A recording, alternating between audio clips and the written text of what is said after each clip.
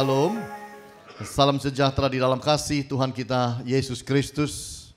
Salam juga bagi Bapak Ibu di rumah, di kota, di pulau, di negeri yang bersama-sama kami lewat live streaming. Tuhan Yesus juga menyertai, memberkati Bapak Ibu semuanya. Bapak Ibu yang Tuhan Yesus kasih, ada seorang profesor dari Princeton University. Nah, profesor ini berbeda dengan profesor yang lain. Berbedanya karena begini. Dia menuliskan di Twitter akan segala kekurangan-kekurangan dia juga sebagai seorang profesor. Biasanya orang normal itu Bapak Ibu, kelebihan kita ungkapkan, kelemahan kita sembunyikan. Betul kan?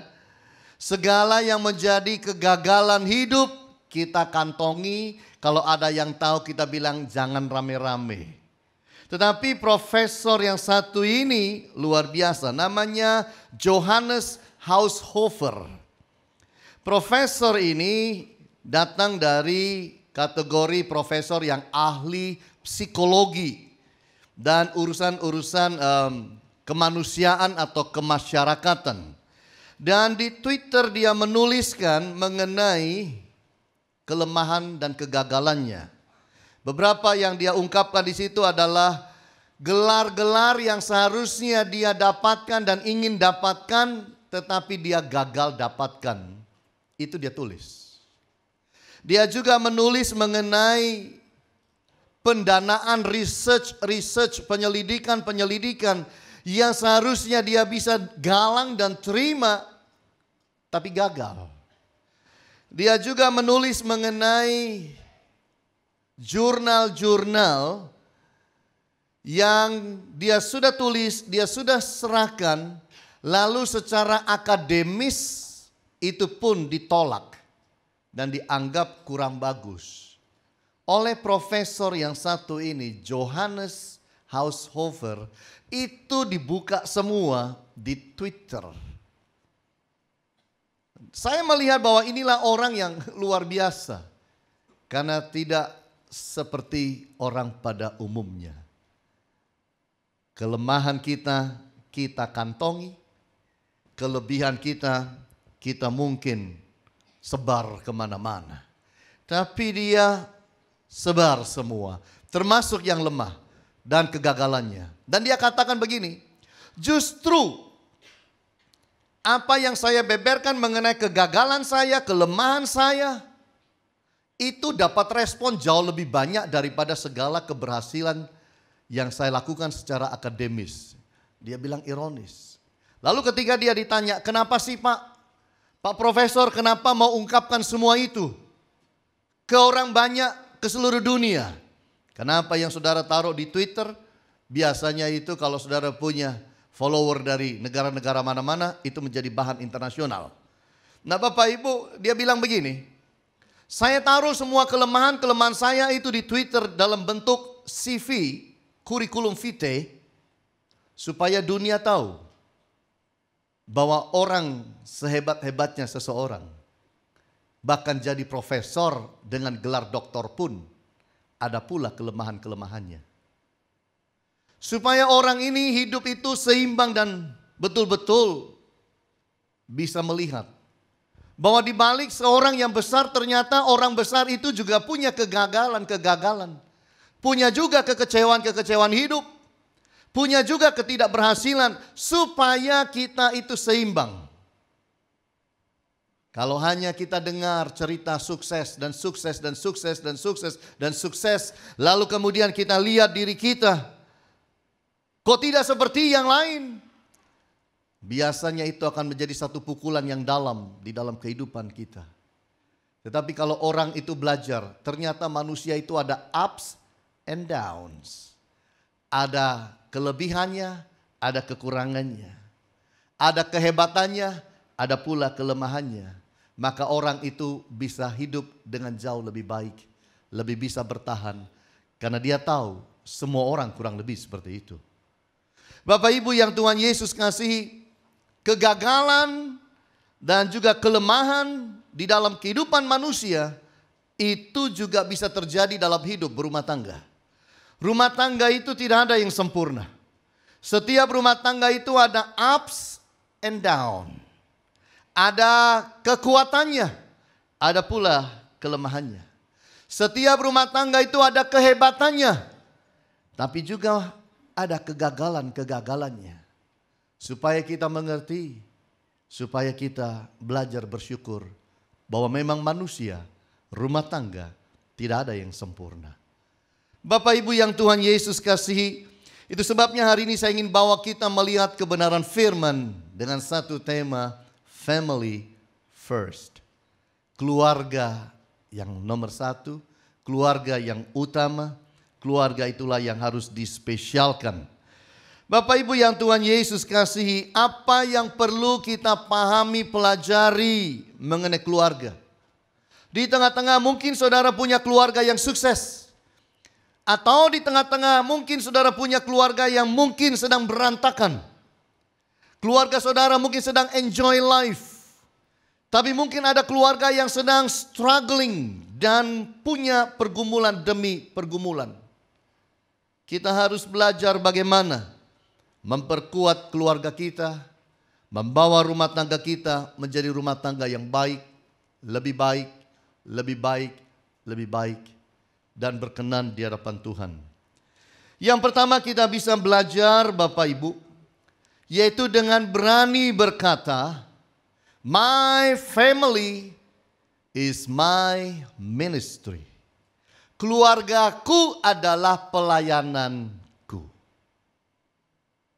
Jadi bukan keluargaku itu adalah bagian pelayanan orang.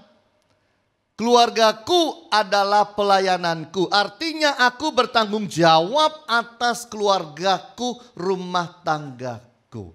Setuju, boleh bilang amin. Coba kita lihat di dalam Ayub pasal yang pertama ayat 1-5 dikatakan begini. Ada seorang laki-laki di tanah Uz bernama Ayub. Orang itu saleh dan jujur. Ia takut akan Allah dan menjauhi kejahatan. Ia mendapat 7 anak laki-laki dan 3 anak perempuan. Ia memiliki 7.000 ekor kambing domba, 3.000 ekor onta, 500 pasang lembu, 500 keledai betina, dan budak-budak dalam jumlah yang sangat besar. Sehingga orang itu adalah yang apa? Terkaya dari semua orang di sebelah timur.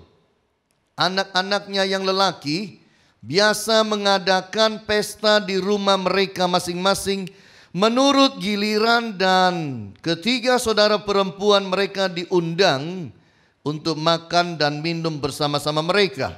Setiap kali apabila hari-hari pesta telah berlalu, Ayub memanggil mereka dan menguduskan mereka. Keesokan harinya pagi-pagi bangunlah Ayub lalu mempersembahkan korban bakaran sebanyak jumlah mereka sekalian. Sebab pikirnya mungkin anak-anakku sudah berbuat dosa dan telah mengutuki Allah dalam hati. Demikianlah dilakukan Ayub senantiasa. Ketika saya baca ayat ini saya senang. Karena Ayub menggambarkan orang yang sukses, pengusaha yang sukses, berhasil dalam apa yang dia jalankan, bahkan dikatakan sangat kaya, bahkan yang paling kaya dari sebelah timur. Berarti dia ini konglomerat. Tetapi di tengah-tengah hidupnya yang sangat diberkati Allah, satu yang dia lakukan, tidak lupa dengan keluarga. Satu yang dia lakukan, tetap hidup untuk melayani keluarga bahkan secara spiritual.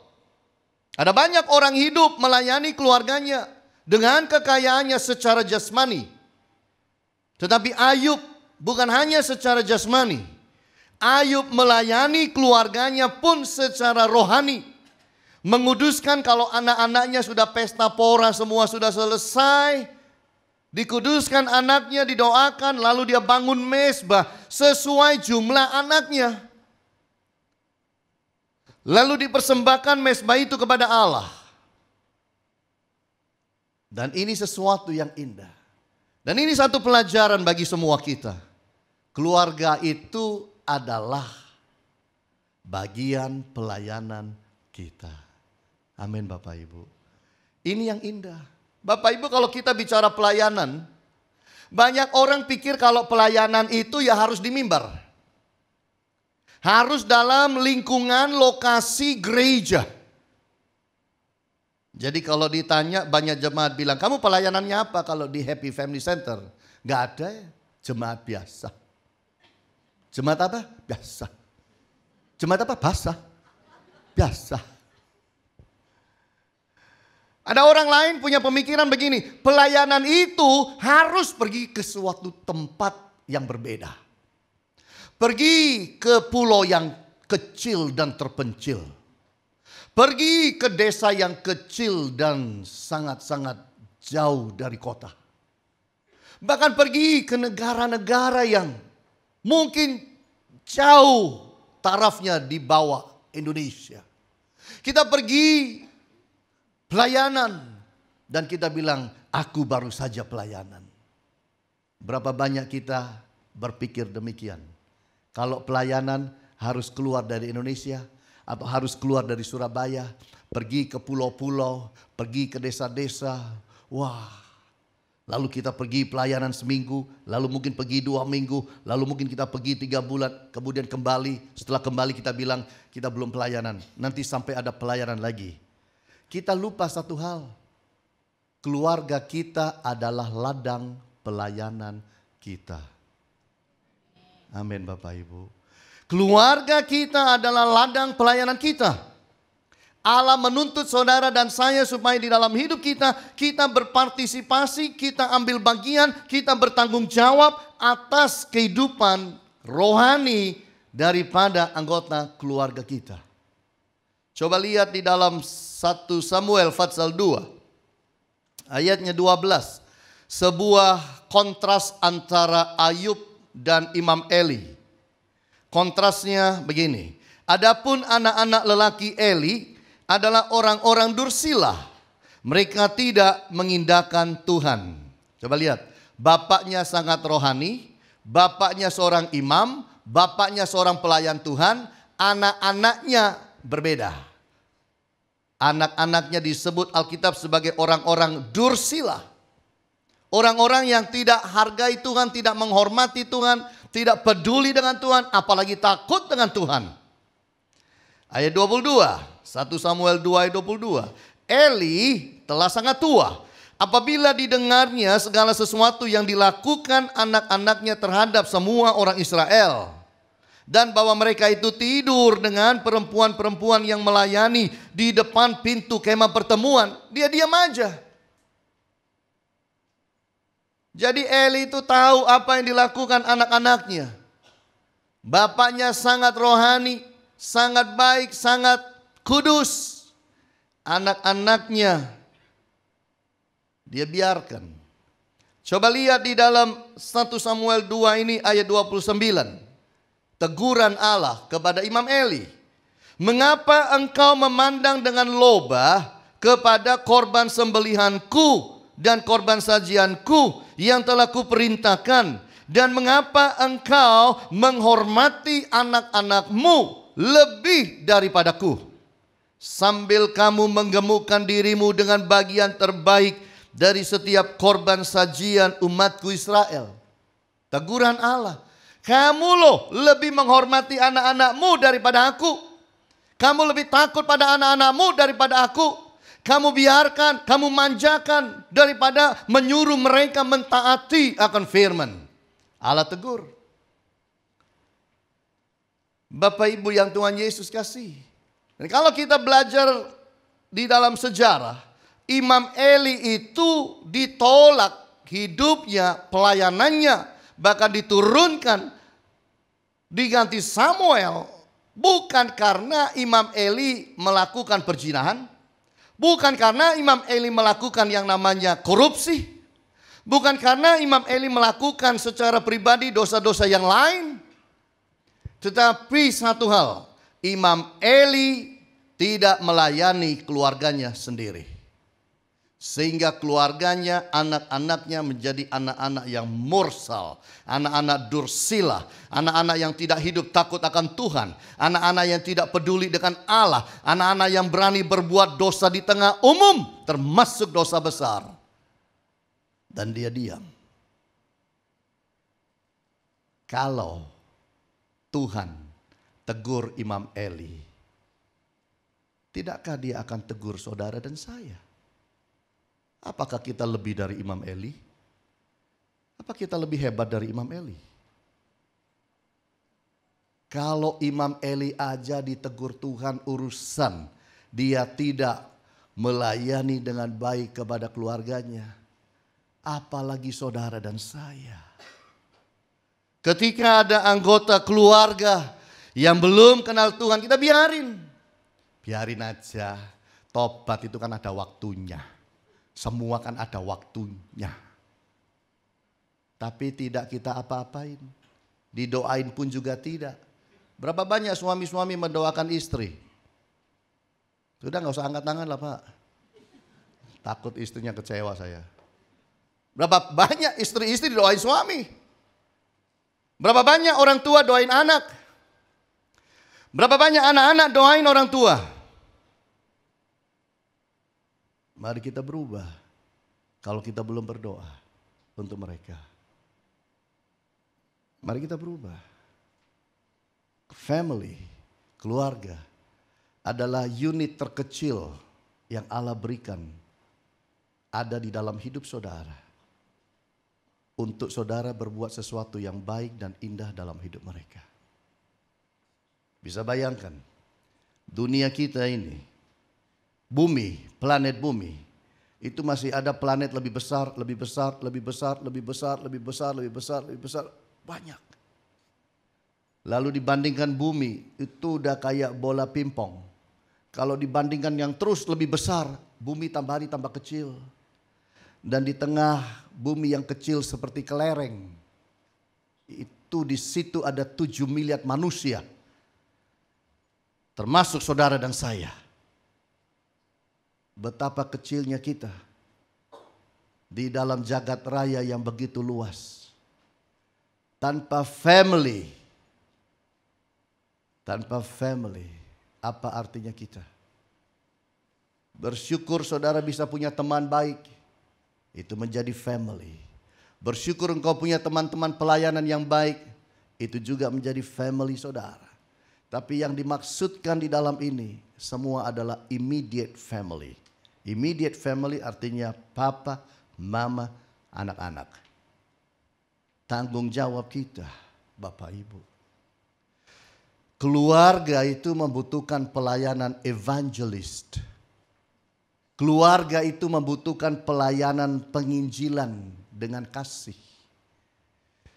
Yang bisa masuk dan bicara banyak mengenai firman kepada keluarga saudara, bukan saya sebagai pendeta. Tetapi saudara sebagai anggota keluarga. Tapi tidak perlu dengan gaya pendeta. Takut gak laku nanti dalam rumah. Gayamu lo kayak Pak Hani nek ngomong. Gak perlu begitu. Kamu lo kayak Ibu Agnes saja, niru-niru. Enggak usah. Tapi dengan gaya saudara, dengan hidup saudara, sharing firman. Keluarga itu enggak butuh dikhotbahi Bapak Ibu. Capek dengerin. Keluarga itu hanya butuh firman yang keluar dengan penuh kasih dari kehidupan saudara. Keluarga saudara butuh mendengar Injil. Keluarga besar saudara, lebih besar lagi, beritakan firman pada mereka. Jangan nanti orang itu sudah di ICU, baru saudara gopo, panggil pendeta ini, panggil pendeta itu, undang ini, undang itu. Wah, bukan. Sementara kita ada waktu, berikan yang terbaik, harta yang terbaik, mutiara yang terbaik, firman Allah. Amin. Keluarga itu butuh pelayanan nabi. Apa itu pelayanan nabi? Pelayanan nabi itu adalah pelayanan menegur, menasehati, membangun. Siapa manusia suka ditegur? Siapa manusia suka dinasehati? Rata-rata tidak. Jadi pelayanan Nabi itu pelayanan tidak enak. Nabi-nabi di dalam perjanjian lama kalau saudara lihat, itu pembesar-pembesar ditegur, raja ditegur. Wah. Butuh orang dengan keberanian khusus, urapan khusus untuk negur yang hebat-hebat itu. Supaya berbalik ke jalan yang baik dan benar. Rumah tangga kalau tidak ada teguran, tidak ada nasihat, tidak ada perbaikan, bicara supaya dibawa ke dalam jalan yang baik dan benar, rumah tangga ini entah mau kemana. Jadi kalau anak salah, Pak, tegur. Tegur. Memang tidak usah dirotan, tapi bicara, tegur. Pernah saya sebagai anak pulang malam. Saya pulang malam sekali. Mungkin jam 12, masih SMA. Gelap semua, udah bawa kunci. Jadi saya buka pintu pagar pelan-pelan. Lalu saya buka pintu kayu itu pelan-pelan. Lalu saya jalannya jinjit-jinjit pelan-pelan. Gelap, lewat ruang tamu. Tiba-tiba saya mendengar. Hani, duduk. Bapak saya di situ. Di tengah kegelapan dia menunggu saya pulang. Lalu dia buka lampu. Dia bilang, jam berapa ini? Lalu dia tegur saya. Dia bilang, kamu kepala keluarga atau papa kepala keluarga? Maksudnya yang boleh pulang malam papa, bukan saya. Kamu kepala keluarga atau papa kepala keluarga? Saya langsung jawab, papa. Saya hanya ditegur begitu. Air mata turun. Papa saya tidak pernah pukul saya. Orangnya halus. Tapi kata-katanya ada urapan. Nangis saya. Iya Pak, maaf Pak. Sejak itu saya tidak pulang malam. Sejak itu. Kalau saya dibiarkan, kemungkinan saya akan pulang pagi. Tapi ayah saya punya pelayanan karunia Nabi. Anak salah berani tegur. Itu harus begitu. Istri salah harus ditegur. Gitu. Suami salah harus ditegur. Kalau nggak bicara suami salah, ibu-ibu nanti salamannya nggak enak sama saya. Suami salah harus ditegur. Ya begitu. Alkitab mengajarkan tegurlah orang-orang tua seperti ayahmu sendiri. Artinya dengan halus, dengan lembut, bukan dengan kasar. Keluarga butuh pelayanan nabi, Bapak Ibu. Keluarga butuh pelayanan imam. Pelayanan imam adalah mendamaikan dengan Allah. Imam itu mempersembahkan korban penghapus dosa untuk mendamaikan umat dengan Allah. Dalam rumah tangga harus ada imam. Yang mana kita berdoa dan membawa dan mendamaikan, mengcounseling anggota keluarga kita, mendekatkan mereka dengan Allah, mendoakan supaya mereka hidup baik dan benar di hadapan Allah. Keluarga bukan hanya butuh uang, Pak. Keluarga butuh Tuhan. Amin. Keluarga saudara butuh Tuhan. Jangan pikir hanya butuh pendidikan dan butuh uang. Mereka butuh Allah. Itu sebabnya berikan itu kepada Allah, kepada mereka, yaitu Allah di dalam hidup ini. Bapak Ibu yang Tuhan Yesus kasih, seringkali kita hanya hidup mencari dan melihat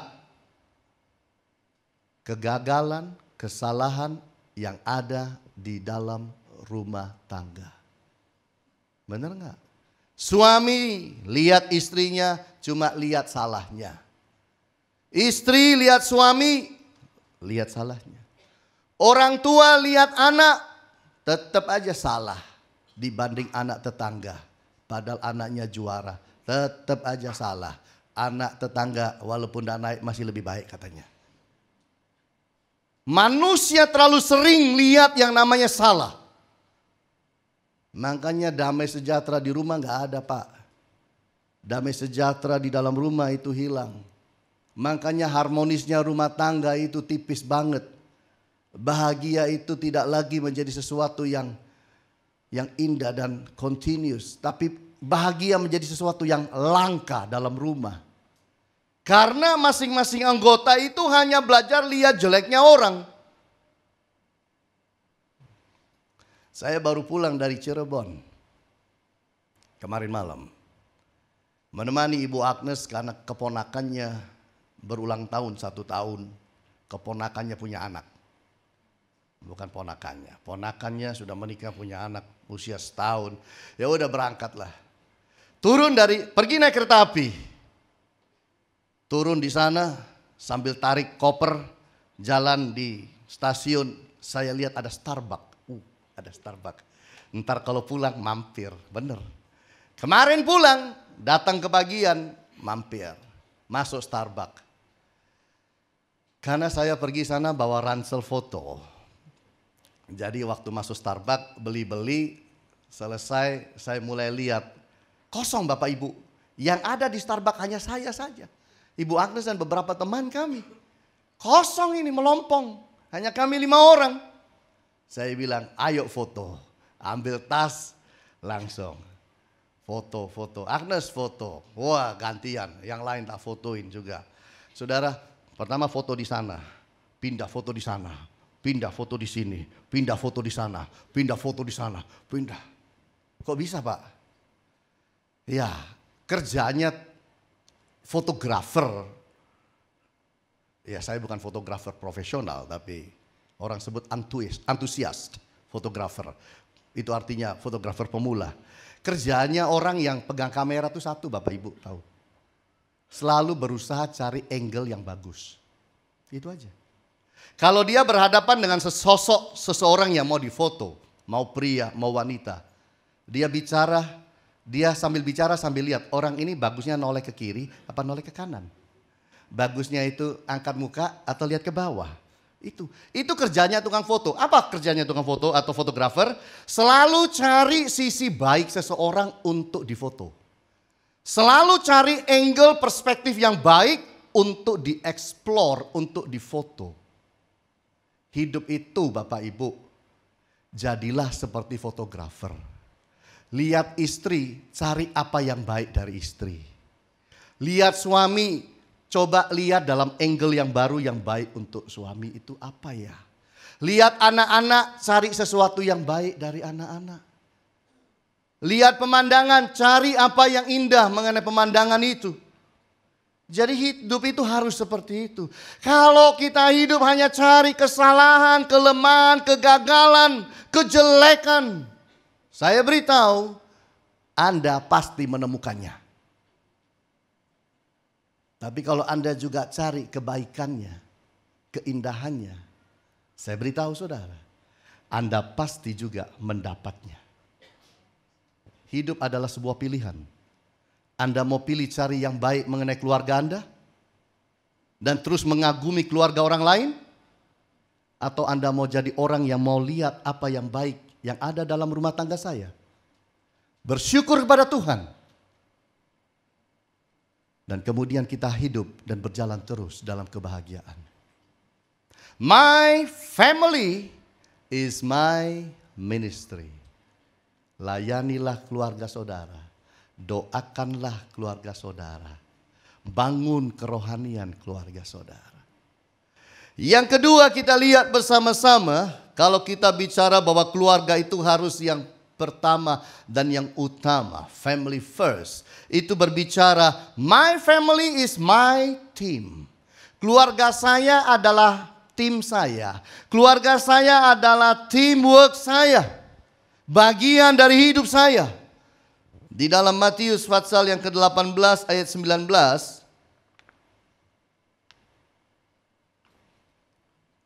Dan lagi aku berkata kepadamu, jika 2 orang daripadamu di dunia ini sepakat meminta apapun juga, permintaan mereka itu akan apa? Dikabulkan oleh Bapakku yang di sorga. Ini Yesus sedang bicara teamwork dalam doa. Saya beritahu Bapak Ibu, tidak ada manusia di dunia ini akan sangat sepakat luar biasa dalam kehidupan dengan saudara, kecuali anggota keluarga saudara. Antara suami dan istri yang berdoa dan sepakat sekali, atau orang tua dan anak yang sangat sepakat. Tidak ada manusia di dunia yang bisa sangat sepakat. Bisa semua. Saudara berdoa dengan saya bisa sepakat dengan saudara. Tapi bagaimanapun juga saya tidak akan bisa lebih dekat daripada istri saudara, atau daripada suami saudara, atau daripada anak saudara di dalam berdoa. Saya bisa doa puasa sama-sama saudara. Tapi tetap yang paling luar biasa adalah anggota keluarga saudara sendiri. Setuju Bapak Ibu? Ada orang naik sepeda motor, sedangkan saudara berdoa ingin beli mobil balap. Ayo doa sepakat sama saya Pak. Saya kepingin sekali Pak beli mobil balap Pak. Yang digas langsung loncat Pak. Bapaknya bilang, saya masih naik motor. Ayo doa sepakat. Bisa sepakat betul-betul. Seberapa jauh dia bisa sepakat. Tapi kalau yang saudara ajak bicara itu anggota keluargamu, itu akan sangat sepakat dan luar biasa sepakatnya. Ini bicara tim. Dalam Yosua 24 ayat 15 dikatakan, tetapi jika kamu anggap tidak baik untuk beribadah kepada Tuhan, pilihlah pada hari ini kepada siapa kamu akan beribadah. Allah yang kepadanya nenek moyangmu beribadah di seberang sungai Efrat, atau Allah orang Amori yang negerinya kamu diami ini. Tetapi aku dan seisi rumahku, kami akan beribadah kepada Tuhan. Saudara lihat tim Yosua dan keluarganya. Kalau semua engkau orang Israel tidak mau menyembah Yehova, pencipta langit dan bumi, kami beritahu, aku dan keluargaku, tim, kami akan hidup beribadah kepadanya. Kita harus mengucap syukur untuk tim yang kita punyai. Keluarga yang saudara dan saya punya. Alkitab mengajarkan mengenai teamwork. Penciptaan manusia ini membutuhkan teamwork. Manusia diciptakan pertama kalinya itu butuh teamwork. Di dalam Kejadian 1 ayat 26 dikatakan apa? Baiklah kita menciptakan atau menjadikan manusia. Pertanyaan saya, baiklah siapa? Kita. Ingat ya, dunia belum berbentuk. Belum ada satu manusia pun, belum ada apa-apa. Lalu ada kalimat ayat berkata, baiklah kita menjadikan manusia. Siapa kita? Dulu waktu saya SMA, ada seseorang yang Kristen ke gereja asal-asalan. Dan dia berkata, Hani, Alkitab ini ada salahnya. Salahnya apa Om? Kejadian 1 ayat 26. Iya kenapa Om? Kan ditulis, baiklah kita menjadikan manusia. Salah itu kita. Yang benar apa Om? Baiklah aku menjadikan manusia. Loh Om, ngajak diri sendiri gimana sih Om? Kalau baiklah kita tuh kan, baiklah kita ke Bromo, itu kan ada yang diajak. Lah ini kok baiklah aku mengajak aku ke Bromo. Gimana sih Om? Om yang salah Om. Ini ayat benar ini. Baiklah kita itu Allah Bapa, Allah Putra, Allah Roh Kudus. Terlibat di dalam penciptaan manusia. Itu yang benar. Ketika saya sekolah Alkitab, benar itu. Kalimat itu tidak ada yang salah. Sejarah manusia itu melibatkan peran Tritunggal Allah. Ada masa Allah Bapa, masa Yesus Kristus, masa Roh Kudus. Setelah itu kemungkinan besar kita ketemu di sorga. Kan begitu. Jadi kita lihat sejarah manusia melibatkan sebuah teamwork yang luar biasa. Pelayanan Yesus kalau Bapak Ibu lihat. Yesus 2000 tahun yang lalu sebelum melayani di atas muka bumi, nomor satu yang Yesus lakukan adalah membangun tim. Dia pergi ke pantai, dia rekrut berapa? 12 murid. Betul tidak Bapak Ibu? Jadi sebelum Yesus lakukan apa-apa, nomor satu yang paling penting, dia bangun tim. Anda itu sudah punya tim. Hiduplah dengan tim saudara, dengan sebaik-baiknya. Yosua juga punya tim, dia dan keluarga. Kekuatan sebuah tim, the power of teamwork, itu apa? Kalau tim itu kekuatannya lebih hebat daripada pribadi, Bapak Ibu. Kekuatan sebuah tim lebih hebat daripada sebuah pribadi. Dan juga memiliki semangat yang besar. Semangat seseorang dengan semangat tim itu berbeda. Makanya sepak bola, basket, wah itu ada yel-yelnya. Itu untuk saling membakar semangat. Dan begitu sudah satu tim terbakar semangat, saudara lihat di lapangan, mereka mainnya luar biasa. Betul? Itu. Tim itu memiliki kecepatan yang besar dibandingkan pribadi. Kalau lomba, yang namanya lomba dayung perahu. Perahu isi 1 orang sama perahu isi 20 orang. Itu beda kecepatannya Bapak Ibu. Betul, 20 orang dayungnya rame-rame, cepat. Saudara lihat kalau permainan Formula One, balap mobil. Wah, itu kan mobil itu puterin sirkuit berkali-kali. Muter-muter begitu. Gitu. Terus dia berhenti, ganti ban. 4 ban diganti 10 detik. Saudara kalau ban saudara bocor, tempel no. 10 detik. Berapa lama? Setengah jam. Bisa 1 jam. Oh keliru Pak, nempel ya Pak. Tak kira itu yang bocor, bukan ya Pak. Ternyata yang ini Pak. Saya kembali lagi ya Pak ya. Kalau tim ganti 4 ban mobil yang lebarnya segini bannya, hanya dalam waktu 10 detik. Itu sama sekrupnya loh. Bukan cuma dimasukkan terus jalan sendiri gitu. Itu sama nyekrupnya. Sekrup buka, sekrup pasang. Saudara lihat itu kalau ada Formula One. Coba di timer. Coba saya udah pernah timer masalahnya. Udah kurang lebih itu. 10 detik, 12 detik. Bukan menit, detik. Dibandingkan kita itu nambal ban pinggir jalan. Itulah pekerjaan sebuah tim. Sangat luar biasa. Kualitasnya tinggi. Kalau kerja dalam tim dibandingkan sendirian. Menara Babel itu dibangun oleh tim. Satu bangsa bangun. Terlepas dari kita bicara bahwa itu adalah ketidaktaatan kepada suara Allah yang menyuruh manusia terserakkan ke seluruh bumi. Tapi mereka bukan berserak, tapi mereka membangun sebuah kota yang menaranya sampai ke langit. Dan Tuhan bilang apa? Mulai dari sekarang, apa saja yang akan mereka lakukan, tidak ada satu yang tidak akan berhasil. Kenapa? Karena mereka tim. Jadi kalau Bapak Ibu mau menyadari Anda itu adalah seorang pemenang.